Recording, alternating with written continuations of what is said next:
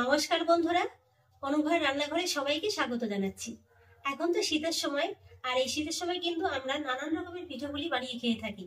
তাই আজকে আমি মাত্র 5 টাকা দামে সুজি দিয়ে খুবই কম উপকরণে তৈরি করে দেখাবো সুজির মুগশলা পিঠা রেসিপি। এই রেসিপিটি খেতে কিন্তু দুর্দান্ত লাগে, একেবারে নরম তুলতুলে, মুখে দেওয়া মাত্রই কিন্তু মিলিয়ে যাবে। আসুন তাহলে দেখে নিন বন্ধুরা আমার আজকের এই রেসিপিটি।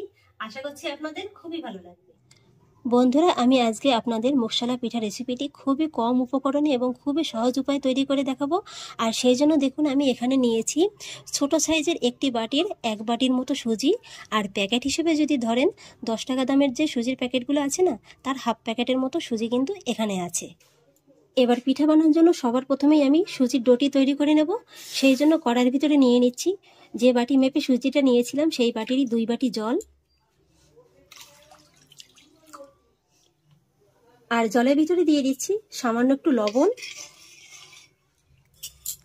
এবার প্রথমেই আমি জলটাকে খুব ভালোভাবে গরম করে নেব। জলটা ভালোভাবে গরম হয়ে গেছে। এবার আমি এই জলের ভিতরে সুজিটা এইভাবে অল্প অল্প করে দেব আর খুব ভালো করে মিশিয়ে একটি মসৃণ ডো তৈরি করে নেব।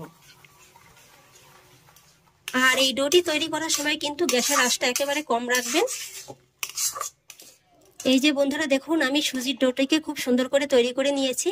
আর এই ডোটি তৈরি করতে কিন্তু খুব বেশি সময় লাগে না, বড় জোর 4 থেকে 5 মিনিটের ভিতরে কিন্তু তৈরি হয়ে যায়। এই যে দেখুন, কড়ার গাটা খুব সুন্দরভাবে ছেড়ে ছেড়ে দিয়েছে। আর এর থেকে কিন্তু খুব বেশি শক্ত করা যাবে না। এবার আমি ডোটিকে অন্য একটি থালায় নামিয়ে নেব। যে থালাতে নামাবো সেই থালার গায়ে সামান্য একটু ঘি এইভাবে লাগিয়ে নেব।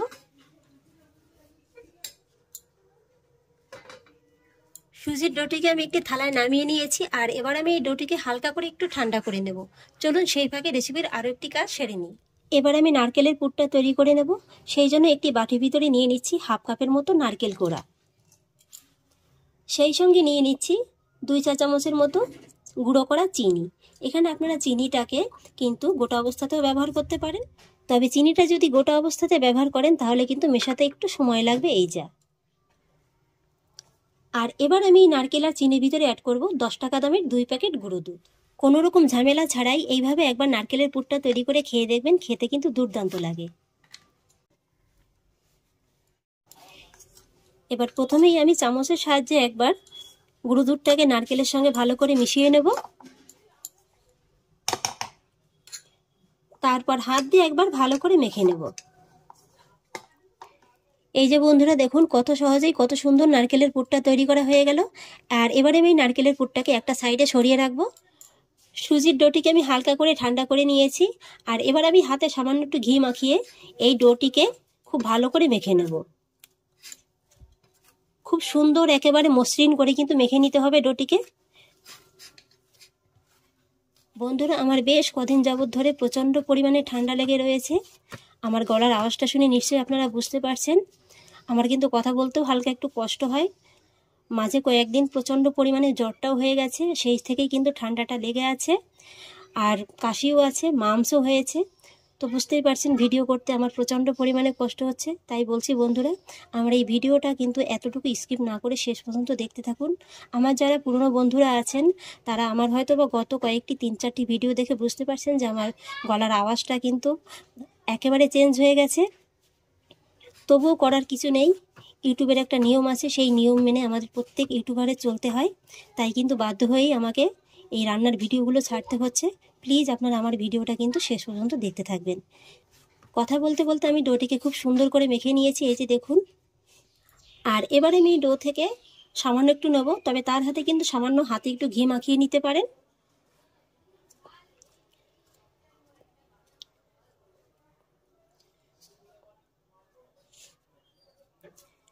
তারপরে হাতের সাহায্যে এইভাবে একটু চেপে চেপে গোল শেপটা দিয়ে দিতে হবে।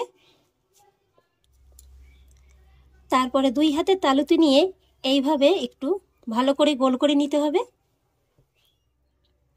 তারপরে এইভাবে 2 হাতের তালুর সাহায্যে একটু চেপে চ্যাপটা করে নিতে হবে। তারপর পুলি পিঠে বানানোর জন্য আমরা যেরকম টুপিটা তৈরি করে নিই সেরকমভাবে টুপিটা তৈরি করে দেব।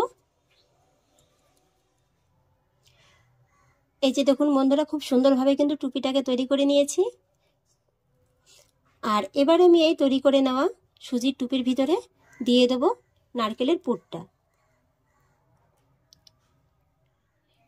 নারকেলের পুরটা খুব বেশিও দিতে যাবেন না, আবার একেবারে কম দিলেও কিন্তু খেতে ভালো লাগবে না। এবার পুলি পিঠের মতো মুখটাকে এইভাবে ভাঁজ করে জুড়ে দেব।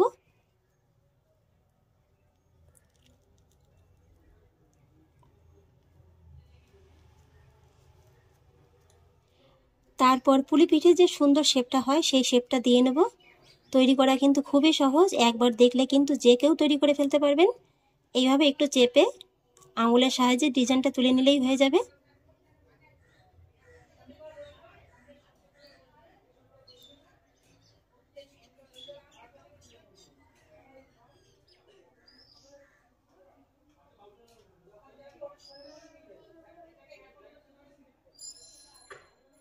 দেখলেন বন্ধুরা, কত সহজেই খুব সুন্দর একটা ডিজাইন তৈরি হয়ে গেল।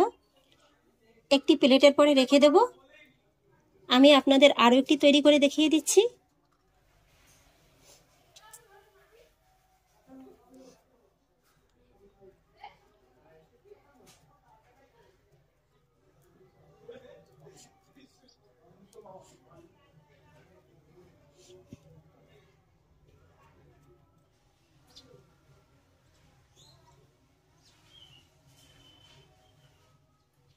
এই যে বন্ধুরা, আমি আরও একটি তৈরি করে নিলাম, আর এইভাবেই আমি সবকটি তৈরি করে নেব।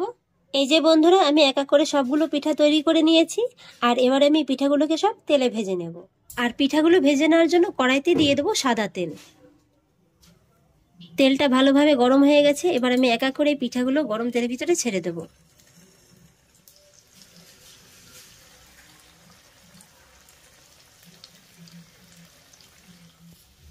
বন্ধুরা, এই পিঠাগুলো ভাজতে কিন্তু খুব বেশি সময় লাগে না, আর কালারটা কিন্তু খুব বেশি যে লাল লাল করে ভাজতে হবে তা কিন্তু নয়।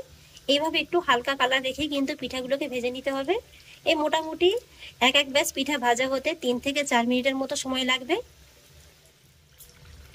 অপর পাশটাও ভাজা হয়ে গেছে, উল্টে নেব। এই যে দেখুন, কত কম সময়ের ভিতরে পিঠাগুলো ভাজা হয়ে গেল। এবার আমি এক এক করে পিঠাগুলোকে সব গরম তেল থেকে তুলে নেব। একই রকম ভাবে বাকি ব্যাচের সব পিঠেগুলোকেও ভেজে নেব। এই যে বন্ধুরা, আমি এক এক করে সবগুলো পিঠে ভেজে নিয়েছি, আর দেখতে দেখুন বন্ধুরা, পিঠেগুলো কত সুন্দর লাগছে। এই পিঠাগুলো কিন্তু আপনারা এইভাবে শুধু শুধু তেলে ভেজেও খেতে পারেন, এটাও খেতে খুব সুন্দর লাগে। আবার চিনি শিরাতে ভিজিয়েও কিন্তু খেতে পারেন, সেটা খেতে কিন্তু আরও অনেক বেশি মজাদার লাগে। এবার আমি পিঠাগুলো সব চিনির রসে ভিজিয়ে নেব, আর সেই জন্য এই একই কড়াইতে দিয়ে দেবো ওই একই বাটি মেপে 1 বাটি চিনি। এবার আমি চিনির শিরাটা তৈরি করে নেব, আর দিয়ে দেবো 1 বাটি জল। সেই সঙ্গে সুন্দর একটা ফ্লেভারের জন্য দিয়ে দেবো 2টো ছোট এলাচ। এবার আমি চিনির সিরাপটা তৈরি করে নেব। এই সিরাপটা কিন্তু কোনো 1 তার কিংবা 2 তার বিশিষ্ট সিরাপ হবে না, হালকা একটু চিটচিটে ভাব আসলেই হয়ে যাবে। চিনির সিরাপটা তৈরি হয়ে গেছে, এই যে হালকা একটু চিটচিটে ভাব এসে গেছে। এবার আমি গ্যাসের ফ্লেমটাকে অফ করে দেব, আর এই গরম গরম চিনির সিরাপের ভিতরে ভেজে নেওয়া এই যে পুলি পিঠেগুলো দিয়ে দেব। পিঠেগুলোকে একটু উল্টে পাল্টে চিনির শিরার সঙ্গে ভালো করে কোট করে নেব। সমস্ত পিঠাগুলোকে আমি চিনির শিরার সঙ্গে ভালো করে কোট করে নিয়েছি। আর এবার এই পিঠাগুলোকে কিন্তু খুব বেশি সময় নিয়ে চিনির শিরার ভিতরে রাখার প্রয়োজন নেই, খুব বেশি হলে 3 থেকে 4 মিনিটের মতো রাখলেই কিন্তু হয়ে যাবে। ফিরে এলাম 4 মিনিট বাদে। এবার আমি এক এক করে এই মুখশালা পিঠেগুলো চিনির রস থেকে তুলে নেব।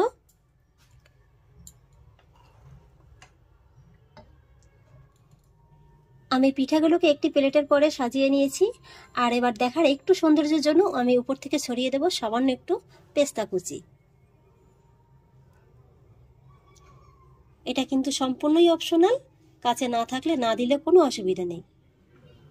এই যে বন্ধুরা, তৈরি হয়ে গেল আমার দারুণ স্বাদের মুখশালা পিঠা রেসিপি। খুবই সহজ উপায়ে দেখিয়ে দিলাম। এবার আমি একটা পিঠা আপনাদের একটু কেটে দেখিয়ে দিচ্ছি যেটা কতটা নরম হয়েছে।